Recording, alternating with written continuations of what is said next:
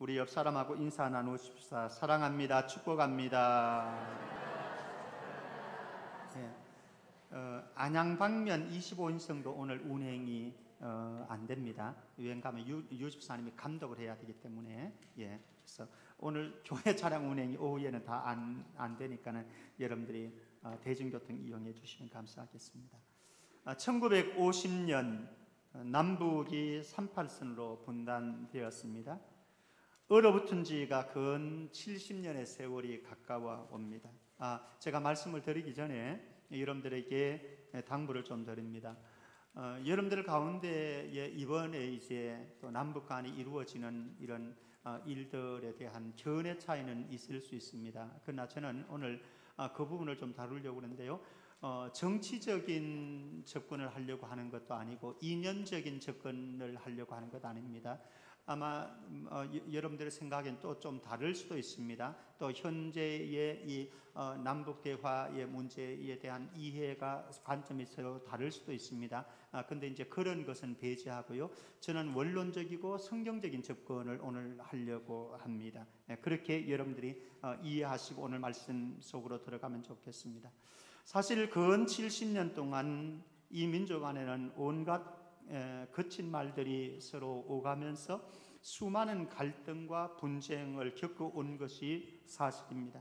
어쩌면 일촉즉발의 전쟁의 위기 속에서 우리는 살아왔다고 해도 과언은 아닐 것입니다. 불과 몇 개월 전만 해도 6번의 핵실험이 계속해서 이루어졌고 대륙간 탄도미사일 발사로 인해서 한반도 전쟁설이 오고 갔던 것을 우리 모두 기억하고 있습니다. 한반도가 그야말로 꽁꽁 얼어붙은 느낌이었고 이 한반도 땅의 평화는 없었습니다. 오늘 말씀에 나오는 이스라엘 민족의 역사입니다. 북왕국 이스라엘은 아수르에게 이미 패망을 했습니다.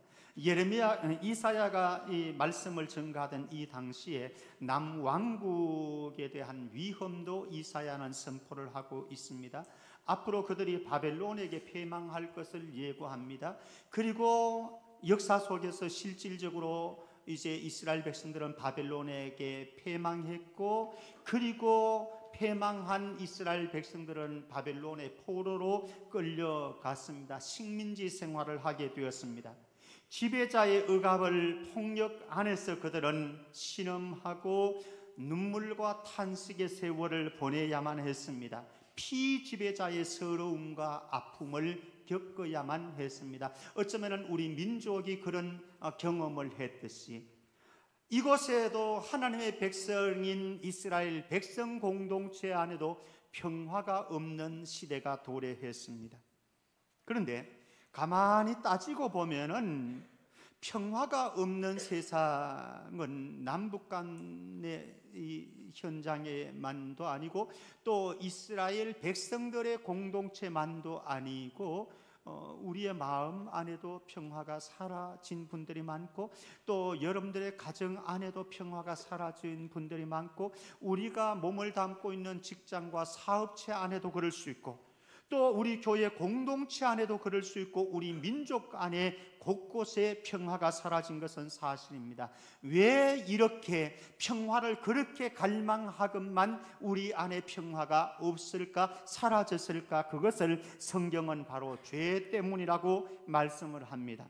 이스라엘 백성들에게 이런 평화가 사라진 원인은 그들이 하나님을 저버리고 이방 나라가 섬기는 우상 숭배를 했던 것고 또 하나님을 의지하기보다는 아수르를 의지하면서 애굽을 의지하면서 하나님을 저울질했던 이스라엘 백성들, 하나님을 저버린 그들의 삶은 윤리적으로 타락했습니다. 간음을 하기 시작했고요, 억압과 착취가 그 동족 간에도 많이 일어났습니다. 결국 이런 죄가 하나님과의 관계를 깨뜨렸고 하나님과의 관계가 깨뜨려지고 나니까 이스라엘 백성들은 바벨론의 패망이라고 하는 아픔을 경험해야 됐고 그리고 바벨론 포로로 끌려가는 인생 국면이 다가오게 되어졌습니다. 사실은 이런 인간의 죄, 이스라엘의 죄를 근본적으로 파고 들어가면은 아담과 하와에게서 우리는 찾아볼 수 있을 것입니다. 아담과 하와는 늘 에덴 동산에서 하나님과 동행했습니다. 행복했습니다. 하나님의 손길을 느끼면서, 하나님의 숨결을 들으면서, 느끼면서 그렇게 하루하루를 살아가고 있었습니다. 그런데 아담과 하와가 범죄하고 난 뒤에는 하나님의 얼굴을 피하고 도망가기 시작합니다. 그리고 하나님과의 관계가 깨어진 그들 부부 안에는요, 여기에 불행이 다가오기 시작합니다. 이들은 정말로 하나됨을 경험했고, 그리고 부부의 친밀함을 느끼면서 살아갔었습니다. 그런데 죄가 들어오고 나면서 부부의 하나됨도 깨어지고 부부의 친밀함도 깨어지기 시작했고, 이제는 서로 책임을 전가하고 탓하기 시작하는 부부로 전락하기 시작했습니다. 결국은 에덴 동산에는 본래 기쁨과 희락의 동산이었습니다. 그런데 그 기쁨도 사라지고 희락도 사라지고 평화도 사라지고 그곳에 상함이 찾아오고 해함이 찾아오고 부조화가 찾아오고 갈등이 찾아오는 에덴 동산이 되고 말았습니다. 죄는 사람을 이기적인 존재로, 자기밖에 모르는 존재로 전락시켜 갑니다. 그래서 우리의 삶을 가만히 생각을 해보십시오. 우리의 삶에 왜 평화가 깨어지는가? 왜 화목이 깨어지는가? 근본적으로 찾아 들어가면 죄 때문입니다만, 죄가 낳게 되는 많은 증상 가운데 하나는 이기적인 존재로 우리를 만들어 가는데, 우리가 자기 생각밖에 모르고 자기 감정에 도취되어지고 자기 주장만을 주장하게 되어지고 자기 욕구에만 충실하게 되어지고 자기 스타일에만 충실하게 되어지니까 결국은 그 안에 크고 작은 차이들이, 불일치들이 일어나게 되어지고, 그 불일치가 일어나면서 조화는 깨어지고 갈등이 만들어지기 시작했습니다. 어느덧 죄가 틈바구니 속으로 파고 들어온 이 세상은 상생과 협력과 조화, 공존보다는 오히려 대결 국면으로 가게 되어졌고, 대결 국면으로 바뀌어진 이 세상 곳곳에서 찾아볼 수 있는 것은 미움이, 적대감이, 분열과 다툼으로 얼룩져 있는 이 세상 현실을 바라보게 되어집니다. 그래서 화목은 사라져버렸고 화평은 어디론가 사라져버렸습니다. 그런데 원래 하나님의 디자인은 그런 게 아니었다라고 하는 겁니다. 한번 보십시다. 히브리서 12장 14절 말씀입니다. 히브리서 12장 14절 우리 같이 읽습니다. 같이요, 시작. 모든 사람과 더불어 화평함과 거룩함을 따르라. 이것이 없이는 아무도 주를 보지 못하리라. 저와 여러분들이 주님을 보는 것이 우리의 열망이고 갈망이고 희망입니다. 소망입니다. 그런데 주를 보지 못하는 이가 있습니다. 어떤 이가? 모든 사람과 더불어 화평함과 거룩함을 쫓지 않을 때에 주님을 바라볼 수 없다라고. 저와 여러분들 모두가 이 땅에 살아가는 동안 하나님의 디자인대로 화평의 길을 걸어서, 거룩과 성결의 길을 걸어서 주님의 얼굴 배움는 그날 영원한 천국을 우리의 영원한 유산으로 상속받을 수 있기를 주의 이름으로 축원합니다. 그런데 불행하게도 우리가 살아가는 이 세상을 보면요, 우리가 기대하고 바라는 평화가 찾기가 어렵습니다. 가정에도 그렇고, 그리고 직장에도 그렇고, 교회에도 그렇고, 그리고 이 민족 안에도 보면은 정말로 평화를 찾아보기가 힘든 상황입니다. 오히려 원치 않는 갈등을 겪게 되어지고 분열과 다툼으로 흔들리는 우리의 인생의 현장을, 현실 세계를 바라보게 되어집니다. 왜? 죄 때문이라고 하는 겁니다. 죄 때문. 죄 때문에 우리의 마음의 평화가 사라져버렸습니다. 죄 때문에 우리의 가정과 교회의 공동체 안에 평화도 사라져버렸습니다. 나라와 나라가, 남쪽과 저 북한이 서로 총을 겨누고 무기 경쟁을 하고 적대 감정 속에 으르렁거리면서 우리 이민족은 살아왔습니다. 자, 그런데 평화의 새바람이 불어오기 시작했습니다. 평화의 새바람이 어떻게 불어오는지를 한번 보십시다. 남북한에 찾아온 평화의 기류입니다. 냉전과 분쟁을 거듭했던 남한과 북한, 이제 새로운 기류가 형성되었습니다. 사실 저와 여러분들이 어릴 때에 많이 불렀던 노래 가운데 하나는 통일, 우리의 소원은 통일이었을 겁니다. 통일을 그렇게 갈망했습니다. 왜?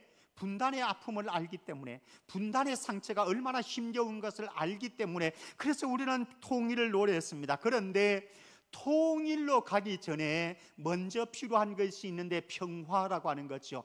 평화 모드가 지금 찾아오기 시작했습니다. 사실 조금 시점을 뒤로 돌아가 보면은 평창 올림픽을 우리가 할 때에 남북한이 공동으로 함께 동참하자라고 해서 평화 올림픽을 이루어냈습니다. 아주 큰 효과였습니다. 그리고 그 이후에 남북한의 예술단들을 파견하면서 그리고 공연을 했습니다. 성공적으로 끝냈습니다. 며칠 전에만 해도요, 대북방송, 대남방송을 했습니다마는 얼마 전에 대북방송을 중단했고 대남 비난방송을 중단했습니다. 그러면서 평화 모드를 만들어 가기 시작했습니다. 급기야 4월 27일 지난 금요일 날 평화의 집에서 남북 정상회담이 이루어졌습니다. 사람마다 이것에 대한 평가는 다 다를 수 있습니다. 그러나 저는 어느 정도 성공리에 끝난 평화협정이라고 생각을 합니다. 평화, 새로운 시작이라고 하는 주제로 서로 장시간의 대화들을 나누었고 급기야 판문점 공동선언문을 발표했습니다. 한반도에 더 이상 전쟁이 없을 것이라고 천명을 했고 상대방에 대한 일체의 적대 행위를 하지 않기로 이들은 다짐을 했습니다. 완전한 비핵화를 통해서 핵 없는 한반도를 만들겠다고 양자가 협의를 해 놓았습니다. 70년 동안 꽁꽁 얼어붙었던 남북 간의 해빙이 시작되었습니다. 평화의 새바람이 불어오기 시작했습니다. 이 새바람이 역사적인 기류가 끊어지지 않고 멈추지 않고 통일의 그날까지 계속되어지기를 주의 이름으로 축복합니다. 자, 그러면은 이스라엘 백성들, 하나님의 백성들에게 한번 찾아가 보십시다. 이들에게는 평화의 새바람이 어떻게 불어왔는가? 이스라엘 백성들은 70년의 포로 생활을 했습니다. 정말로 지겨웠습니다. 정말로 눈물을 많이 흘렸고 탄식 많이 했습니다. 그런데 하나님은 그들에게 약속합니다. 이사야 65장 17절 말씀, 사실은 본문이 이사야 65장 17절 말씀에서 25절까지 전체 한 단락으로 문맥으로 이루어진 본문입니다만 저는 25절만 읽었는데요, 17절 한번 가보십시다. 같이 읽겠습니다. 시작. 보라, 내가 새 하늘과 새 땅을 창조하나니 이전 것은 기억되거나 마음에 생각나지 아니할 것이라. 아멘. 저와 여러분들 인생에도, 저와 여러분들의 가정과 우리 교회 안에도, 이 민족 안에도 하나님께서 새 하늘과 새 땅을 창조하시듯이 이렇게 새로운 일들을 시작하는 하나님의 역사가 있기를 주의 이름으로 축원합니다. 그래서 이전 것은 다 기억되지를 않습니다. 마음에 생각나지도 않습니다. 평화의 세계로 가기 위한 새로운 발자취입니다. 지금까지는 암울했습니다. 어두웠던 이스라엘 공동체였습니다. 예루살렘은 눈물과 탄식으로 폐허로 그들은 얼룩져 있었습니다. 이스라엘 백성들은, 유다 백성들, 예루살렘 백성들은 정말로 죽을 지경이었습니다. 그들 입에서는 탄식이, 저주가, 불평이 그대로 나왔습니다. 그런데 오늘 하나님께서는 약속했습니다. 예루살렘 백성들에게 기쁨과 즐거움의 축제를 내가 만들어 주겠다 약속해 주셨습니다. 이 하나님의 약속이 우리의 심령과 우리의 공동체 안에도 일어날 수 있기를 주의 이름으로 축복합니다. 다시는 부르짖는 소리가 없어질 거라고 말씀합니다. 다시는 우는 소리가 들리지 않을 거라고 하나님께서 약속해 주었습니다. 집을 짓기 시작합니다. 예루살렘에 황폐화되어진, 완전히 초토화되어진 예루살렘으로 돌아와 가지고 그곳에 집을 지을 것이라고 말씀을 합니다. 그러면서 이 집을 다른 사람에게 빼앗기지 않을 것이라고 말씀을 합니다. 사실 전쟁이 일어나고 다툼이 있고 갈등이 있게 되었지만 집을 빼앗기고 뺏기는, 돈을 빼앗기고 뺏기는 이런 작용들이 일어날 것입니다. 그런데 그렇지 않을 거라고 하는 겁니다. 왜 그렇습니까? 평화가 도래할 것이기 때문에 그렇다고 말씀합니다. 그리고 그곳에 포도나무를 심는데, 포도나무를 심어가지고 그 열매를 맺게 되는데 이 포도나무 열매를 다른 사람이 먹지 않을 거라고 말씀합니다. 내가 수고하고 내가 땀을 흘린 그 열매를 내가 누리게 되어질 것이라고 말씀을 합니다. 평화의 세계가 도래되었기 때문에 그렇습니다. 더더구나 우리 말씀 한번 보십시다. 20절 말씀 같이 읽겠습니다. 20절요, 같이 시작. 거기는 날수가 많지 못하여 죽는 어린이와 수완이 차지 못한 노인이 다시는 없을 것이라. 곧 100세에 죽는 자를 젊은이라 하겠고 100세가 못되어 죽는 자는 저주받은 자이리라. 여기에 보면은 생명의 풍성함이 나타납니다. 거기는 날수가 많지 못하여 죽는 어린이. 우리 주변에도 그런 경우들 있잖아요. 어떤 경우에는 뱃속에서 죽는 경우도 있고, 어떤 경우는 태어났지만은 어려서 죽는 경우도 있고, 저는 참 가슴 아프게 한번 보았던 성남 화장터에 가서 보았던 장면 가운데 하나는 고등학생인데 퀵보드를 타다가 자동차고 아파트에서 부딪혀 가지고 적사해서 장례를 치르는데 정말 통곡의 바다가 되어진 이 장면을 한번 본 적이 있습니다. 저는 제가 목회를 하면서 결혼도 하지 못한 아가씨들이 자살을 해서 죽는 장례도 제가 집례를 해보았습니다. 가슴 아픈 일들이 있었습니다. 그런데 거기는 날수가 많지 못하여 죽는 어린이와 수한이 차지 못한 노인이 다시는 없을 것이라. 근데 그 구체적인 모습이 어떻습니까?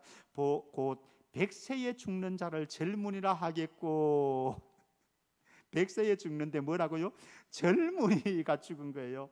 그런데 100세가 못 되어 죽은 자는 어떤 자인가 하면 저주받아서 저렇게 되어졌다. 우리 성도님들도 백수를 하기를 바랍니다마는, 어쨌든 하나님께서 이렇게 생명의 복을 주신다 약속했습니다. 어느 곳에?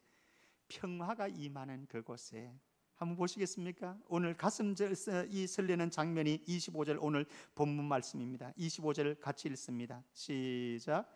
이리와 어린 양이 함께 먹을 것이며 사자가 소처럼 짚을 먹을 것이며 뱀은 흙을 양식으로 삼을 것이니 나의 성산에서는 해함도 없겠고 상함도 없으리라.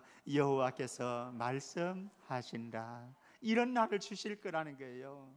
예루살렘으로 다시 돌아와 가지고 예루살렘의 평화의 도성이 이루어지고 그들 백성 안에 평화의 삶이 이루어질 거라고 하나님께서는 약속해 주었습니다. 새로운 일을 내가 시작하겠다 하나님께서는 약속해 주셨습니다. 하나님께서 여러분들 가정에 이런 새 바람을, 평화의 바람을 불게 하시기를 주의 이름으로 축복합니다. 우리 공동체 안에 이런 평화의 새 바람이 일어나야 됩니다.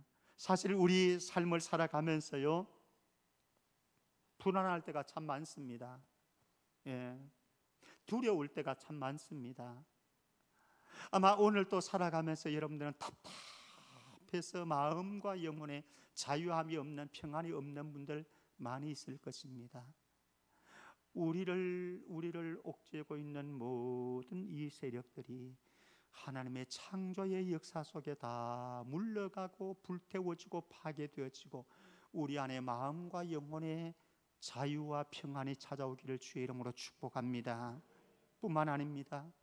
우리는 서로 살아가다 보면은 크고 작은 갈등과 다툼으로 가정 안에서도 불화가 일어날 때가 있습니다.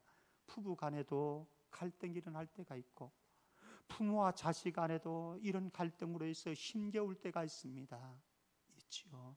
그러나 이스라엘 공동체 안에 평화의 새바람을 몰아오실 창조자 하나님께서 이 세상이 알 수도 없고 이 세상이 맛볼 수도 없는 평화, 보혜사 성령께서 임하셔서 만드는 그 평화의 새바람이 여러분들 가정 안에도 일어나고 우리 성천 공동체 안에도 일어나서 평화의 분위기의 가정이 공동체가 되어지기를 주의 이름으로 축원합니다.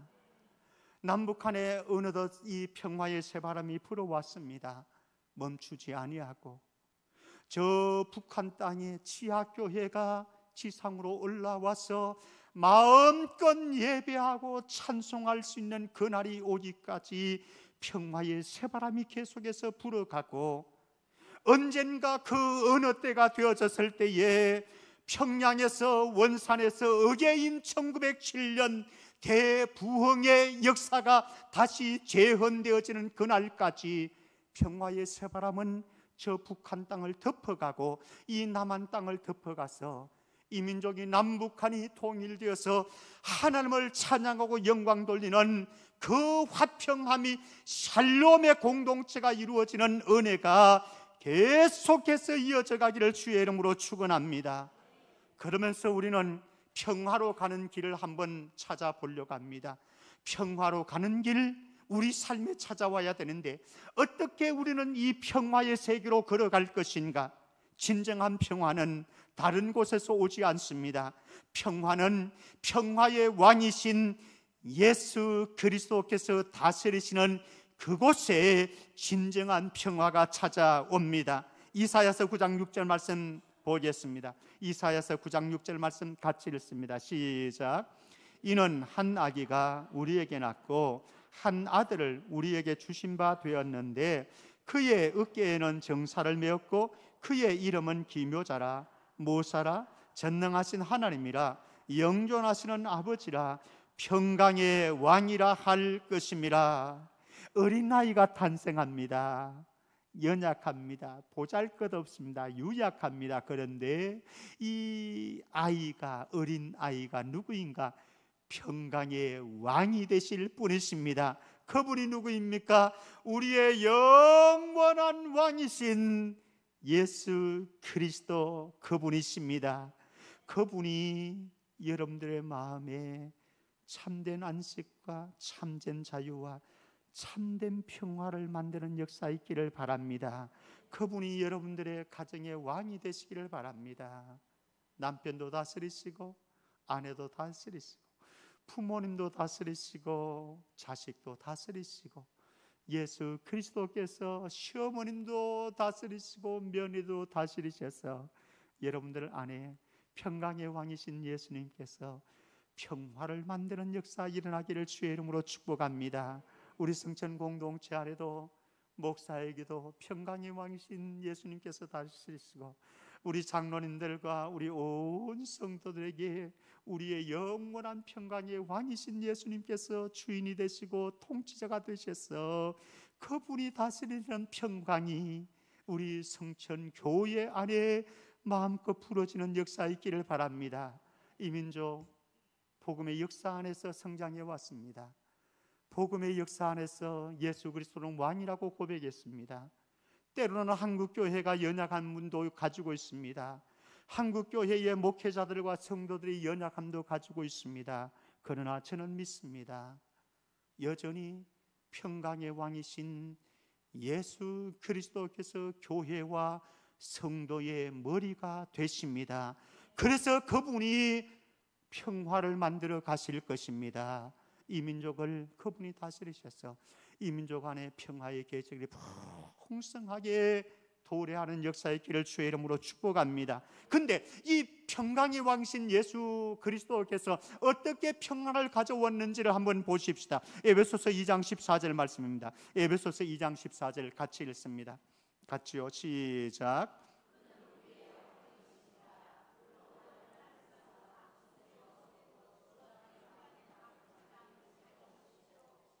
예, 하나님과 인간의 평화가 그냥 그저 이루어진 게 아닙니다. 나와 너와의 인간들의 평화가 그냥 그저 이루어진 게 아닙니다. 예수님께서 자기의 생명, 자기의 몸을 십자가의 대속 제물로 내어주심으로 예수님께서 십자가에서 부서지고 갈기갈기 찢겨지고 그 몸에서 피투성이가 되어서 흘러내리는 그 피의 대가로 하나님께서는 우리를 나의 자녀로, 나의 백성으로 다시 안아주셨습니다.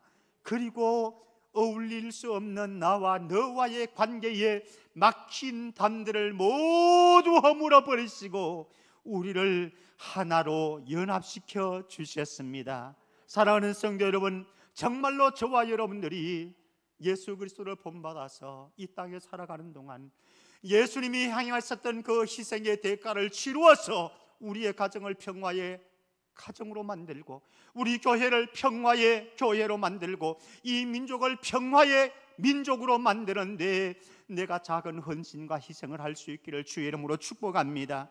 주님이 이루어 놓으신 이 평화 속에 우리를 초청해 주셨습니다. 어떻게요? 고린도후서 5장 18절 19절 말씀입니다. 고린도후서 5장 18절 19절 우리 함께 읽습니다. 시작.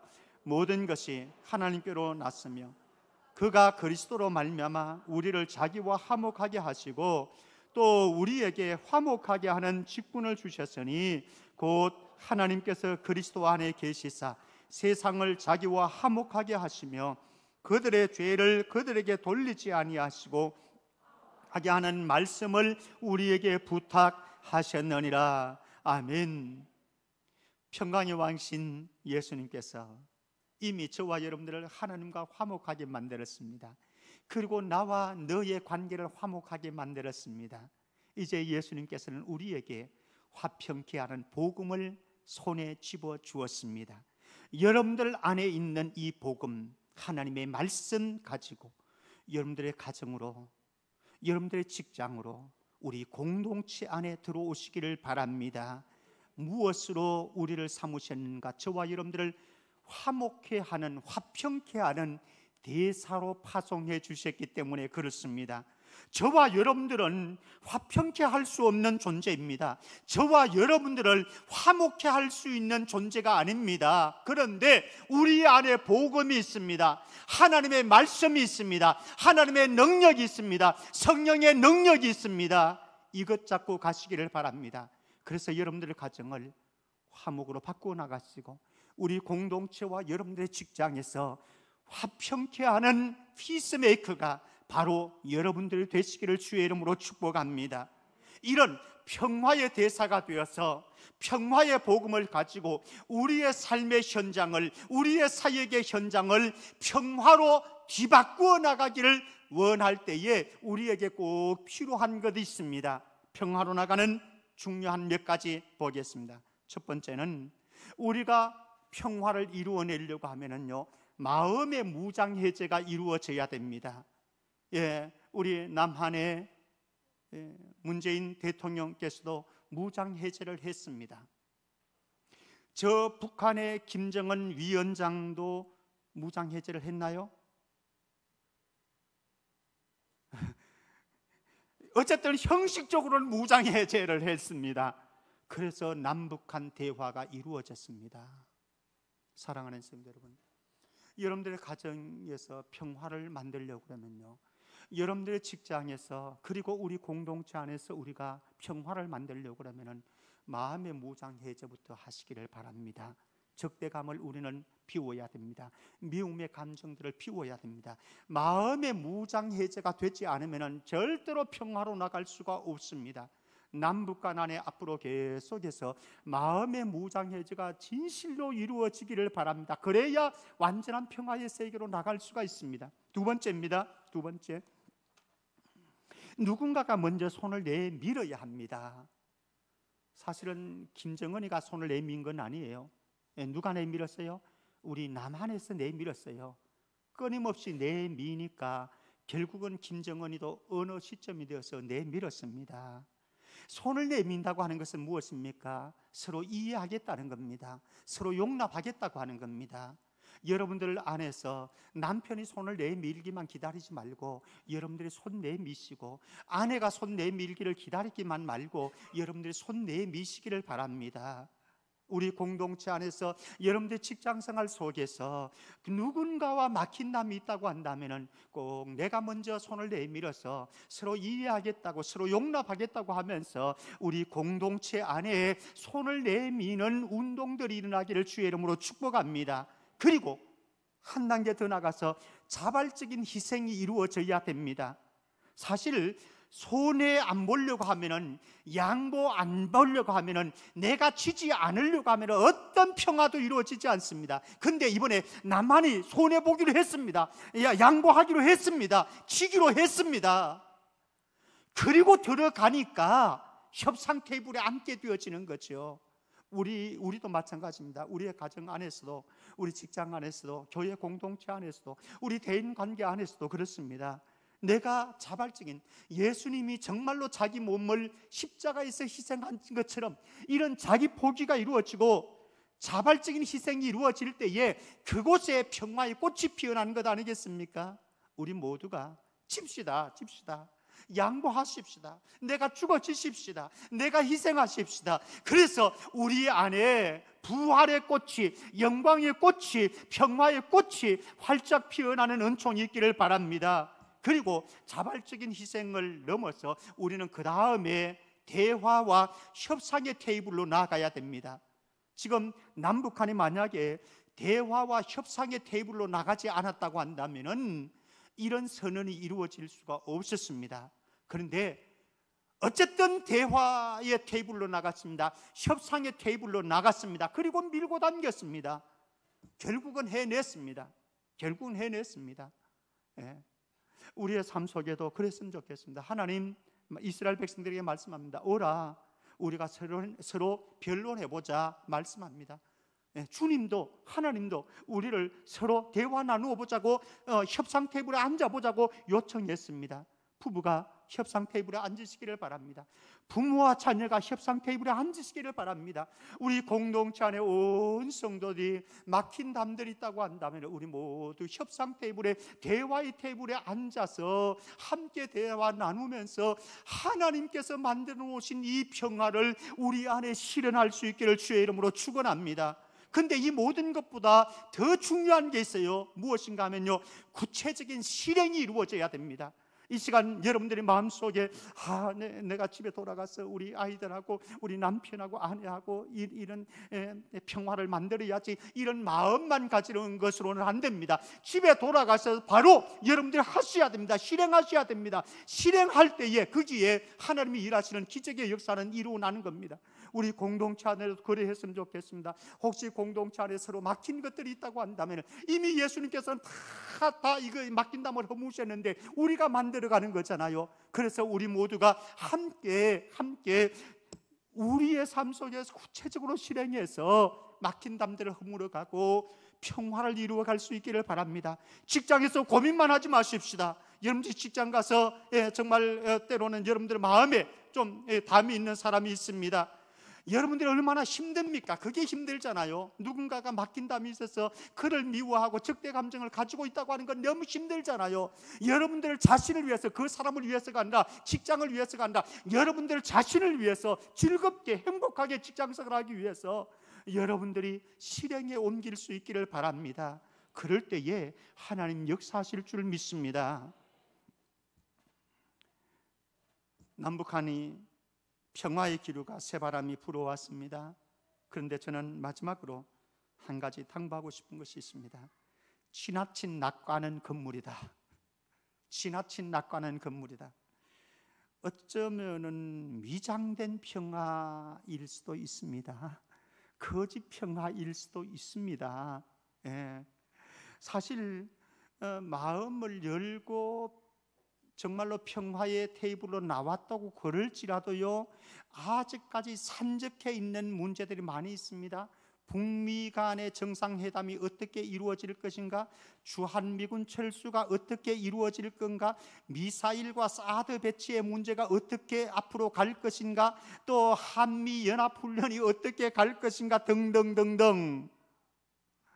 이런 것에 따라서 남북 공동선언이 어떻게 되어지느냐, 평화가 어떻게 가느냐 달라질 수 있어요. 사실은 저와 여러분들이 이 땅에 살아가면서 가족 간에도 부부 간에도 평화를 원하고, 성도들 간에도 우리는 평화를 원하고, 내가 속해 있는 직장 생활 속에서도 평화를 원하지만은 완전한 평화는 이 땅에는 없습니다.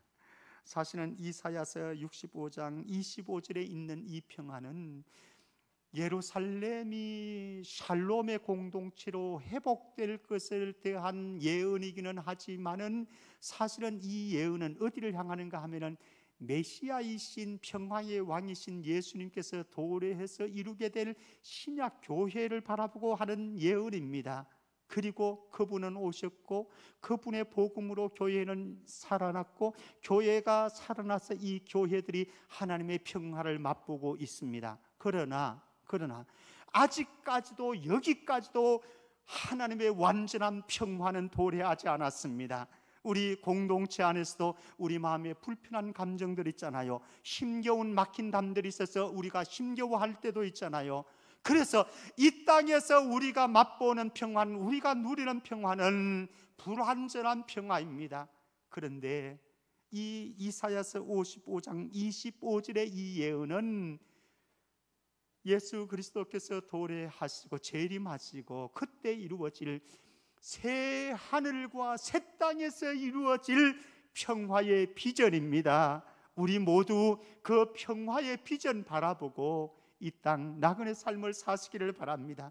때로는 가정 안에 좀 불화가 있을지라도, 때로는 공동체 안에 좀 아픔이 있을지라도, 때로는 우리가 살아가는 이 한국 땅에 완전한 평화의 새바람이 불어오지 않았다고 할지라도 낙심하지 말고 저 영원한 세계에서 이루게 되어질 완전한 평화의 세계 기대하면서 기도하면서 나그네 삶을, 하나님의 평강을 조금씩 맛보고 조금씩 만들어 가지는 은혜의 발걸음이 이루어지기를 주의 이름으로 축복합니다.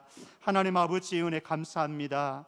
이 민족 안에 평화의 새바람을 불어오게 하신 하나님께서 이 평화의 새바람이 현실화되어지고 통일로 갈 수 있도록 축복하여 주옵소서. 우리 가정 안에도, 우리의 마음 안에도, 우리 성천 공동체 안에도 평화의 새바람이 불어올 수 있는 은총을 허락하여 주옵소서. 내가 있는 곳에서 나 때문에 화목이 이루어지고 평화가 이루어지는 역사가 있게 해 주옵소서. 거룩하신 예수 그리스도 이름으로 기도합나이다.